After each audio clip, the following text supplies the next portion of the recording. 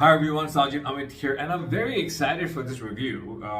First up, this is not going to be a full-fledged review. It's going to be a first impressions video of none other than the RAAL Immanis, which is of course the $10,000 flagship headphone that a lot of you might have heard is being called or touted to be the best headphones on the planet. And I will not mince words in this review. This is, to my mind, the best headphone on the planet. However, what I want to do with this, guys, first of all, I bought this with my own money, and I got this after a long period of waiting. And you might be wondering, like, why is Sajid Amit doing this so far into, so far after its date of release? Because this came out in, I think, Q1 2024. Firstly, guys, I did encounter this when it was released. If I recall correctly, it was released officially during CanJam Singapore in 2024. And if you look up on Headphone, you'll see photos of mine testing this the night before CanJam. So as a matter of fact, I was one of the first reviewers, or even one of the very few audiophiles who got to listen to these before these were removed.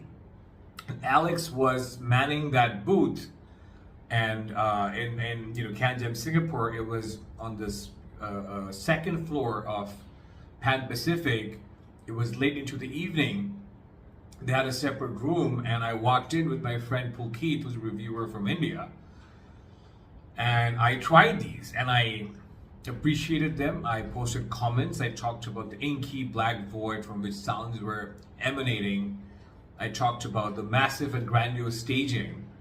But at that time, I was using, unknown chain equipment. I was using, I think, the SAIC Armageddon amp, which I've not heard since then, and a pretty basic DAC. So my friends loved it, and a lot of my more, flagship audiophile friends that I know in Singapore, rushed to CanJam, and even guys who would not have otherwise come to CanJam, because in Singapore, every day is CanJam, right? Singapore has like a separate mall for audiophiles. This is called Adelphi Mall. It's just the mecca for audiophiles, right?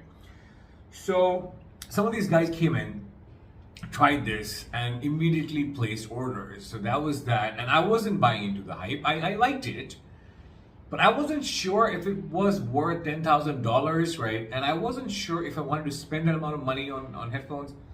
And I still hadn't tested the headphone for bass. Bass is extremely important to me. I'm a bass first audiophile. I love the Abyss AB12665 TC, although I've had to tweak. When I used to own the TC, I've owned it for a long time. And I sold it because of its weight and because I started getting neck spasms. As some of you might know, I shifted to IMs for a long period of time because of my neck spasms. And now they're better, I can use headphones, but I always prefer to use headphones nowadays lying down, but I'll still talk about its weight and comfort and all that, right? But I still think the background is important. So that was my first tryst with the RAAL Immanis. I was impressed. I was in my mind, I was thinking it's possibly the best headphone on the planet, but I'm not sure if it's for me because I haven't tested it for bass. And I used to own the RAAL SR1A, which wasn't my cup of tea for bass, because the RAAL SR1 had a massive roll-off. And for me, it was a very flavorful presentation. It was the sort of thing you want to have in your arsenal if you want to cover the gamut of possible sound presentations, because it was incisive, it was fast, it was revealing. The RAAL SR1A, and now it's called the RAAL SR1B, is just a cosmetic upgrade from the 1A. It's still a frighteningly resolving headphone for the price. It's got its niche audience, it's got people who love it, and you can have it for a reduced price secondhand. And I just couldn't get it out of my mind that maybe this is just like a trumped up SR1A. And I really hadn't tested the timbre. I was still worried it might have that sort of very fast, ethereal, ribbon timbre, which doesn't have a lot of note weight or body. So I wasn't convinced if I was ever gonna buy this, guys. Like ever gonna buy this. Okay, so that was me after CanJam Singapore. So I have heard it. Then of course the same guys that I hang out with in Singapore, we have a WhatsApp group, right? And in that WhatsApp group, we have a lot of headfires, a lot of people you might know, and I'm not going to name any one of them, but it's the sort of crowd that spends a lot of money on headphones and amps. amps, right? And honestly speaking, I work really hard for my money, like seriously hard. By the way, it's not just what I do. I do a whole bunch of other things outside of audio. I invest. I'm a financial services professional. I manage, operations for NGOs. I work in academia. I have my research firm. I do consultancies for a lot of different international donors. I do a whole bunch of things, guys, right? So I work hard. I hustle for money for, to have a decent life and to be able to afford these things. I work 7 days a week and all that, right? So all that is being said because I want to justify to people who I think can sometimes just like scoff at people who spend a lot of money. And there's almost this retaliatory sort of emotions I feel when people talk about expensive headphones because it's sometimes seen as flexing. Hence, I'm giving you the background so you understand I wasn't born with the silver spoon, and I hope you appreciate that when people buy something like this, it's not always to flex. And I understand people who flex. I mean, I understand that there are people that flex, but I don't think I'm one of them. But that being said, I mean, I can flex the sound quality, but it's never, I think, going to be about the price point. Okay, so I have this WhatsApp group, or it wasn't started by me, by friends from Headphone, and these are guys who have almost all of them have a Riviera, the AIC 10, the magnum opus of headphone amplifiers, which costs around $15,000. Almost all of them have at least a $20,000 DAC. Some of them have a Rockna, the ones with all the Rockna with all the bells and whistles. I think it's called the Wave Dream Balanced, signature Wave Dream Balanced, which has XLR. Some of them have a fully spec'd out chord setup. So a chord Dave, of course the Sean Jacobs power supply, and of course M scalers. All these guys, some even have the lampizator DACs, right? So all that to say, the reason I'm giving all this detail is that this is a set of guys who have invested, at the very least, I would say $50,000 on their headphone chain. In many cases, close to $100,000, right? I'm not among these guys in terms of the money spent. I think by the time I have fully finished my collection, my Audma headphone amplifier that a lot of you know I own is being shipped out for repairs, so to speak. I haven't talked much about my Audma HP A1 amplifier, but it's a phenomenal sounding amplifier. I will give you an unbiased review because again, I bought that with my own money, paid full price. Once the Audma comes back to me fully fixed, and I'll be able to give you a sense of its sound and whether it has any issues, engineering issues. So all that to say, guys, I have been putting up a collection. I think my collection will be a pretty expensive collection by the time I'm done with it, which is going to be soon. But in that WhatsApp group, all these Summitfire guys they love their Immanis. Almost all of them have an Immanis, right? And in these conversations, many of these guys have encouraged me to buy an Immanis. And I was pretty taken aback with the sort of extreme confidence with which my friends in that group just tell me whenever I ask about what's the bass like. Is the mid-range dry like RAAL SR1B mid-range can be? Is the treble gonna be piercing like sometimes the RAAL SR1B can be? And above everything, I was just not certain about the bass impact, and I need the bass impact to enjoy music. To give you an example, one of the first tracks I play to understand what a headphone sounds like, and trust me, this is not the only track I play, but just so that I know I'll enjoy the music, is Train of Consequences by Megadeth, right? So the reason I played the Train of Consequences by Megadeth is because it's a very fast, upbeat song. I want to understand whether a headphone can keep up, A, and B, the song has a lot of bass in it.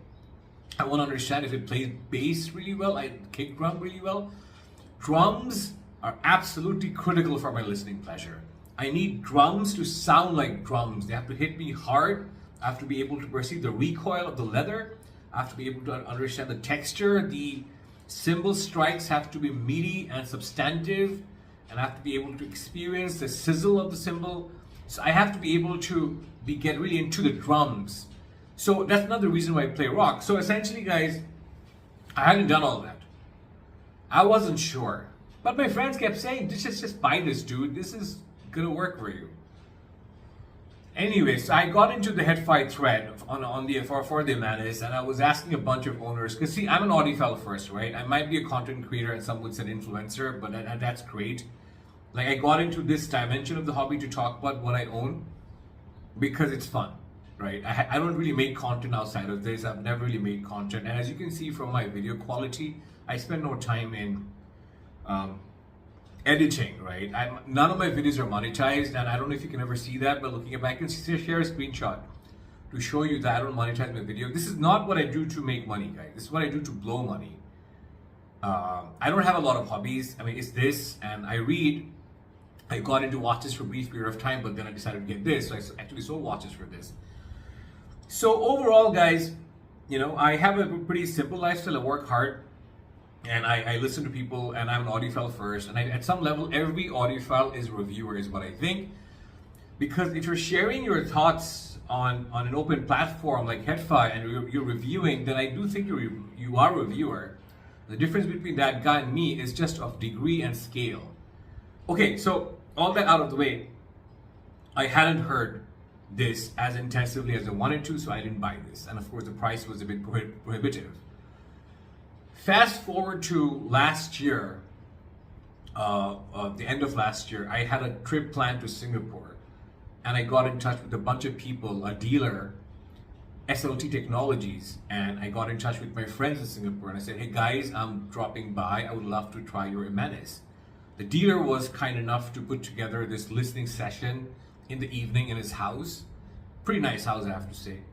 And apparently, you know, the word spread, so a bunch of guys turned up with their fancy devices. So we had a session where we had the Immanis, and we had like not just one. I want to see we had 4 sets of the Immanis, and we had the Audma HPA1 Maestro had just come out, a beautiful amplifier which I eventually bought, and now I'm getting my unit replaced, as I've been saying.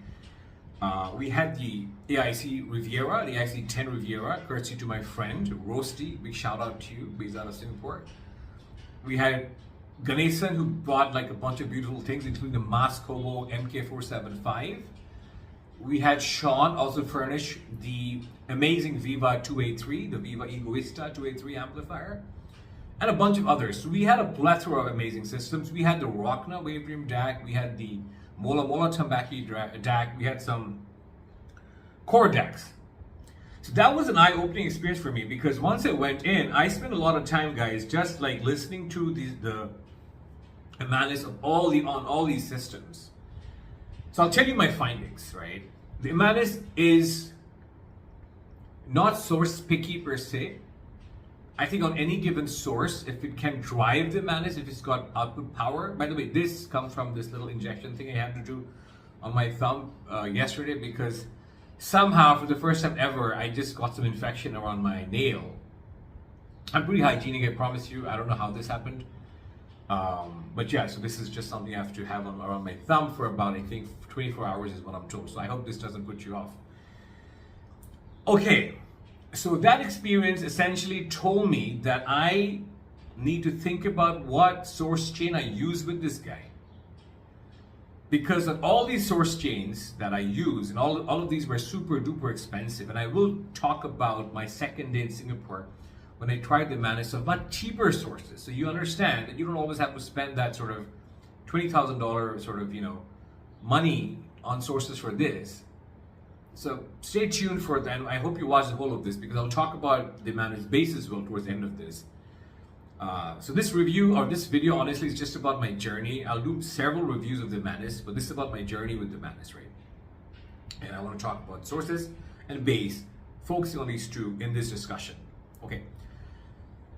During that session, the first thing I realized is that, see, there's something to be said about a headphone that's source picky. And then there's also the notion of being source sensitive. A source picky headphone is like a utopia, which, I mean, source picky and source sensitive are not binaries, they're on a spectrum. So maybe utopia is not the best example, but some people say the utopia sounds incredible on select amps and doesn't sound so incredible on certain amps. I'm not completely bought into that argument. I think Utopia sounds great on everything, but greater on certain things. But just imagine a headphone, right? Headphone X, which sounds amazing on certain amps and just sounds poor on other amps, right? So the Immanis is not like that. The Immanis, more than the Utopia, I think, is not source picky, but source sensitive. So the Immanis, I think, sounds great, like an 8 out of 10 perhaps, on almost everything that I've heard. But it sounds a 10 out of 10 on certain equipment, certain kinds of equipment. And I'll get into what sort of sonic profiles work with the Immanis as opposed to certain products, you know what I mean? So what I realized, let's say for example, I'll give you concrete examples. I was using a cheap Delta Sigma DAC, but I was just using the Audma headphone amplifier, and that was a nice enough synergy with the Immanis because Audma has an amazing amount of note weight and warmth. Very, very tube amp like. Like the way they have engineered this amp just makes it sound very heavy in terms of its note weight. Like the note density is thick. It's a lush sounding amplifier, but it doesn't sacrifice the treble. And I'm not sure how they do this, but they do it very well. And of course, they have other sort of interesting tricks, like they have the soundstage expansion mechanism, the circuitry, which actually does make the soundstage quite infinite. But more on that later once I get my replacement unit. So that was a combo that worked out for me. Then I tried this with the Rockna and the Viva, and that was another amazing combo because Rockna is a very incisive, intense sounding DAC with very forward mids and I think a lively treble as well. So the Viva, which is very warm, just balance each other out. The Viva with the Mola Mola wasn't necessarily as good as the Viva was with the Rockna because Rockna is more incisive than the Mola Mola. Mola Mola, which you have over here, is another warmer than neutral sounding device which sounds very organic. Like this DAC, I think, sounds more organic than any R2R DACs I've tried, honestly. And I've tried quite a few, including MSBs, because the Mola Mola just sounds organic but has air. It's just a magical sounding DAC, and I've been talking about it a lot if you check out my post on Headphone, and I have a review of this as a matter of fact, so you feel free to scroll through my videos and find that review. It wasn't done that long ago. The Mola Mola is a championship winning DAC as far as I'm concerned. But despite being my favorite DAC, it wasn't combining as well with the Viva 2A3 as was the case for the Rockna, because the Viva is a warm sounding amp. With the Mola Mola, it wasn't getting any assistance to make it sound more clinical or brighter because you need a DAC that's a little more analytical to pair with the Viva when driving the Immanis. That wasn't happening. So,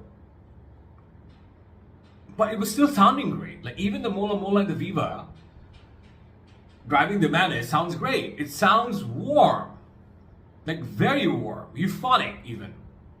So, and then finally I tried the Mascobo with the chord setup, which sounded like a more analytical presentation. So the Immanis went from being warm and euphonic to analytical.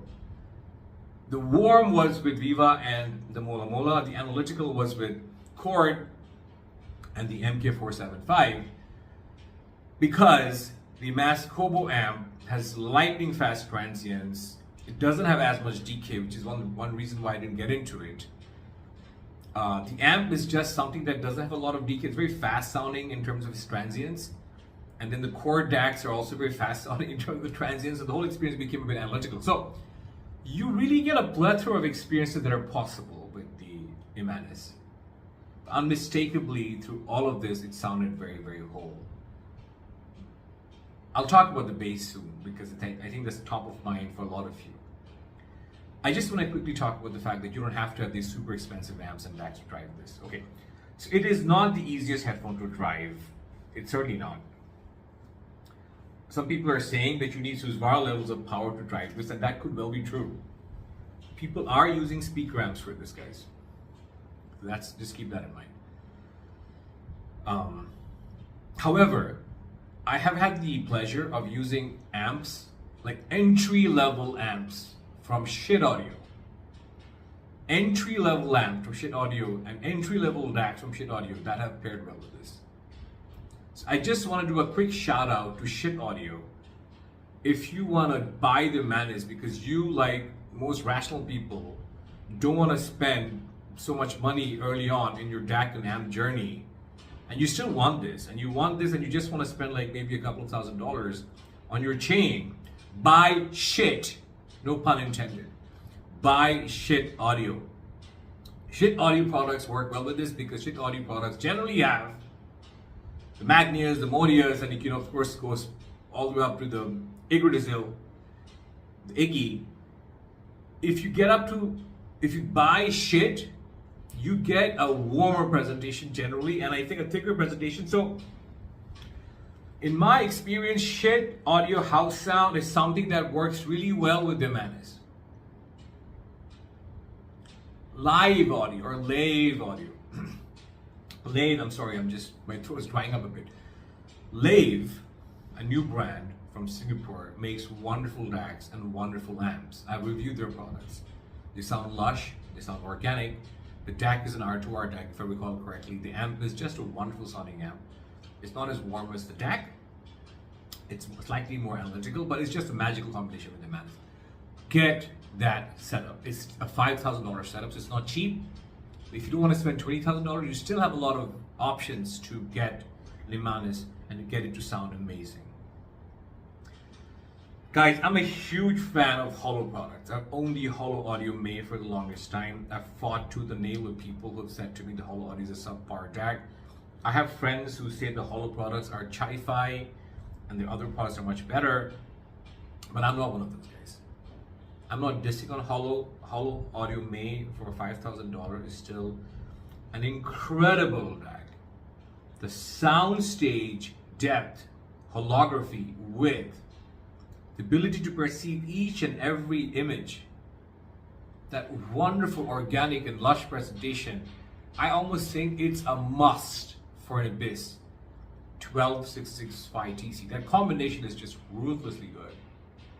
But see, I perceive shortcomings with the hollow on certain chains.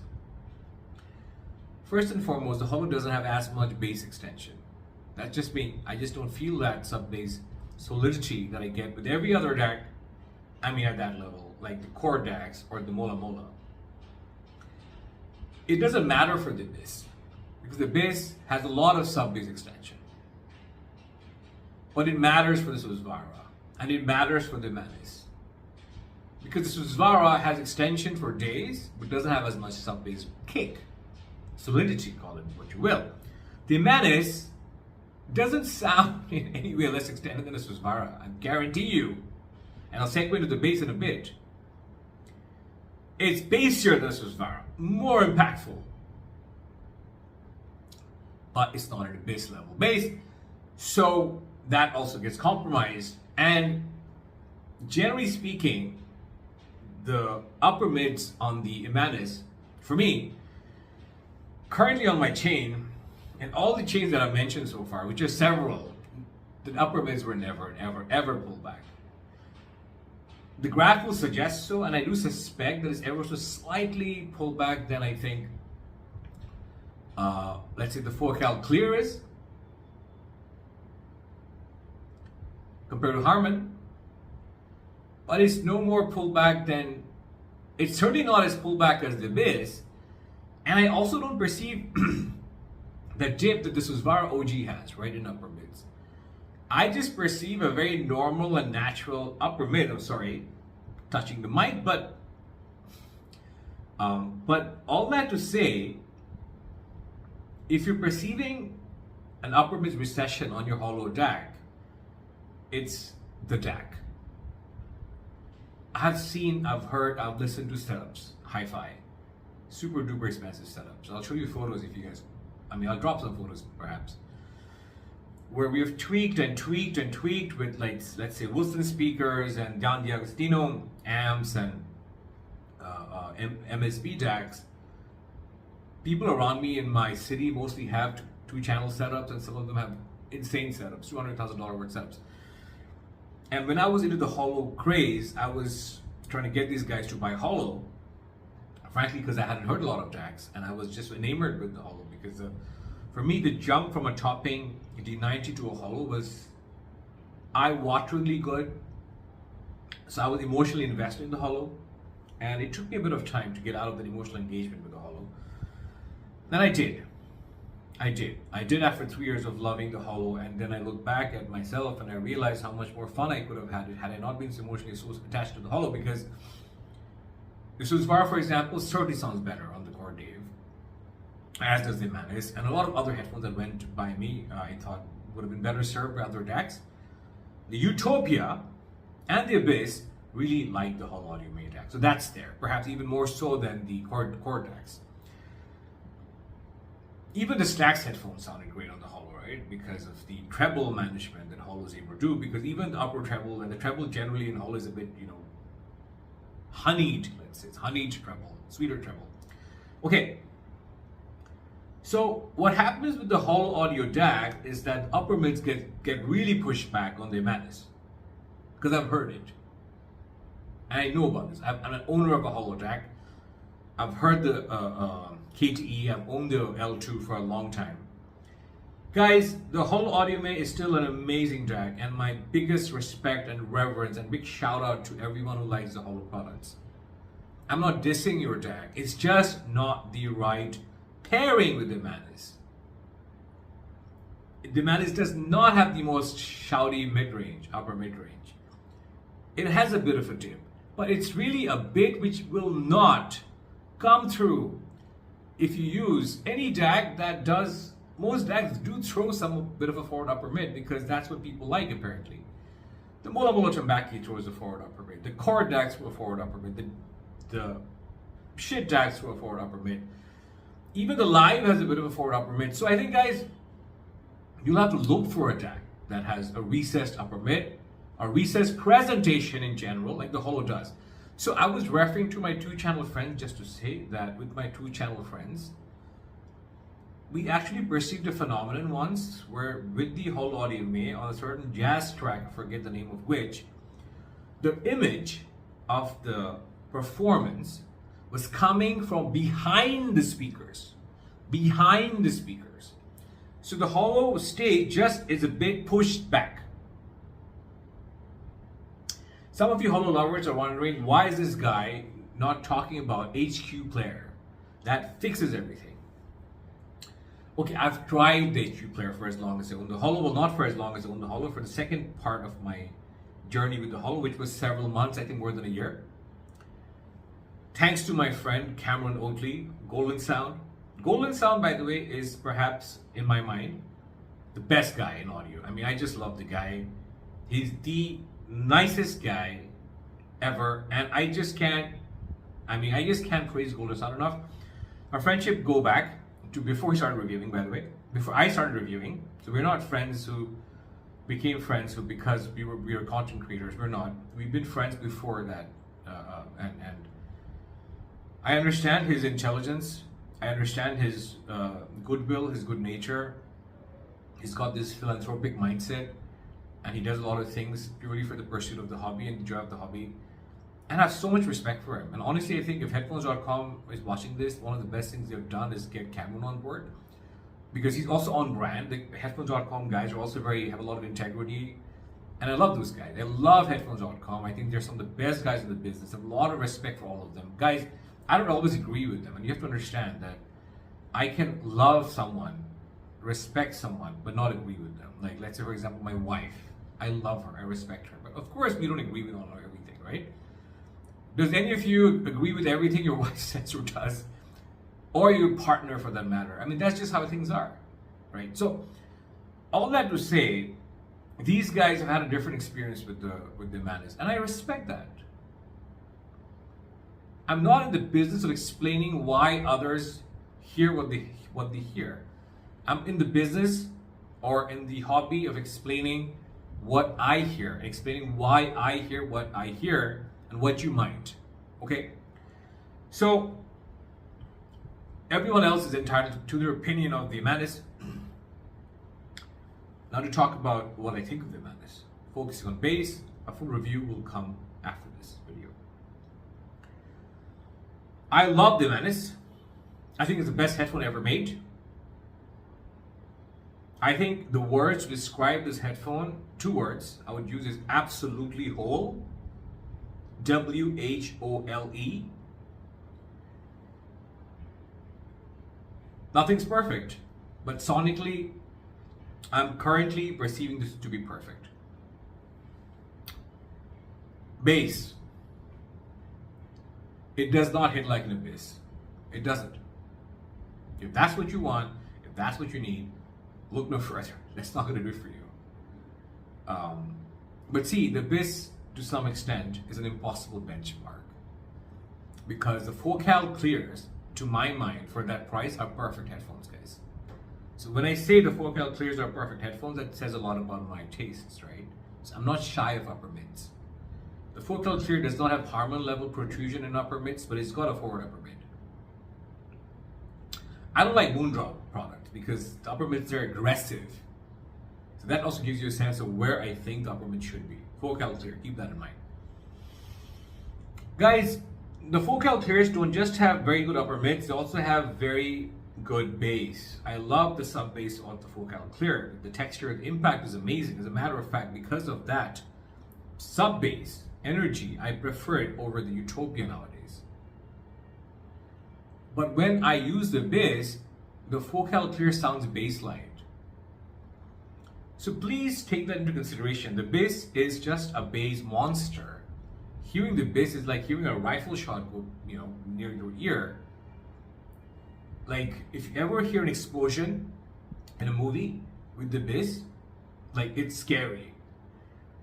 No headphone on the planet will give you that.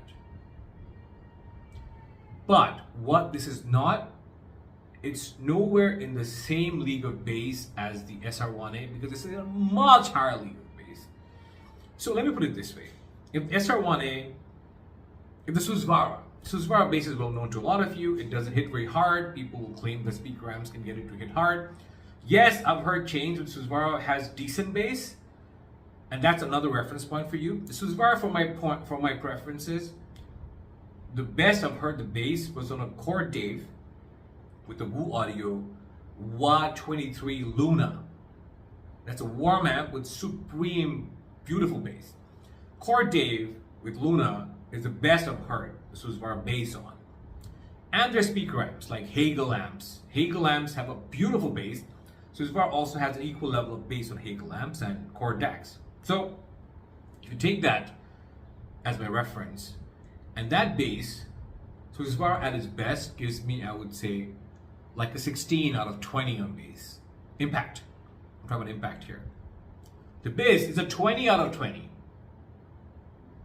The Immanis is a firm 18.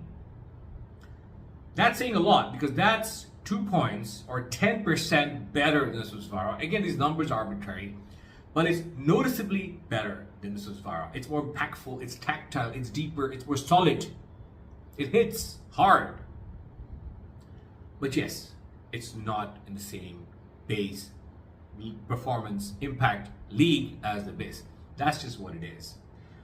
This will not remind you of the SR1A. It doesn't for me, maybe it does for others, it doesn't on my chain. It doesn't sound fleeting, ethereal, it doesn't sound like this has so much note weight, guys. Like I feel like it's more like an LCD4. It's not like an LCD4, but on a spectrum of, let's say, LCD4, which is very thick sounding, and the SR1A, which is kind of thin sounding. This is much closer to the LCD4. So the LCD4 is a 10 in terms of thickness and note weight, and the SR1 is a 1.